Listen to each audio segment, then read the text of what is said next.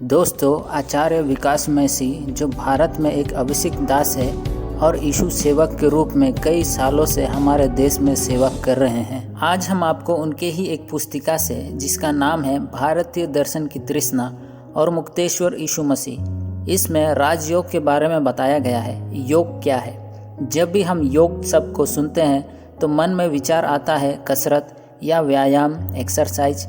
लेकिन इस वीडियो में हम आपको बताएंगे कि योग हकीकत में क्या है इस पुस्तक के अनुसार। तो वीडियो में अंत तक बने रहिए। दोस्तों, भारत के धार्मिक ग्रंथों में योग की महिमा का लगातार बहुत सुंदर वर्णन दिया गया है।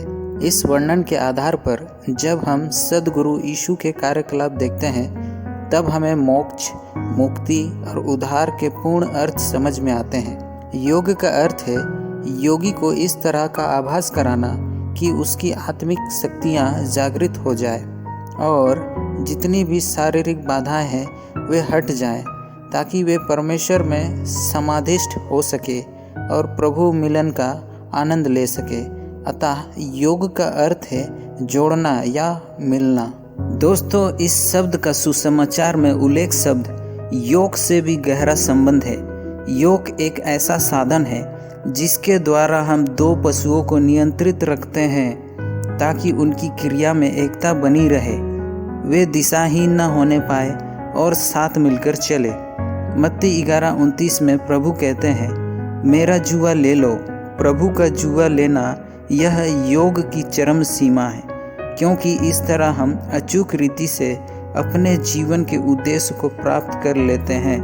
प्रभु ये कहते हैं कि यह आसान है। यहाँ हम आसान का यह अर्थ समझते हैं कि ये आनंददायक है, जैसा पिता परमेश्वर के साथ शाम के सुहाने समय में आदम का चलना आनंददायक था।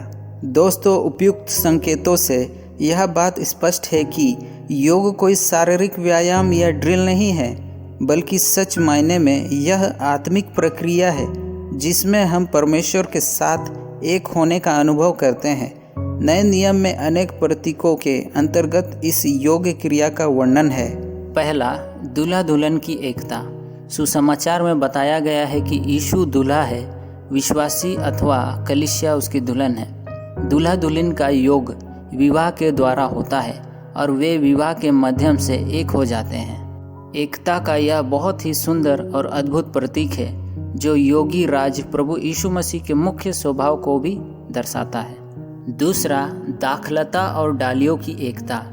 यूहन्ना की पुस्तक 15:1 में प्रभु कहते हैं कि मैं सच्ची दाखलता हूँ और तुम डालियाँ हो।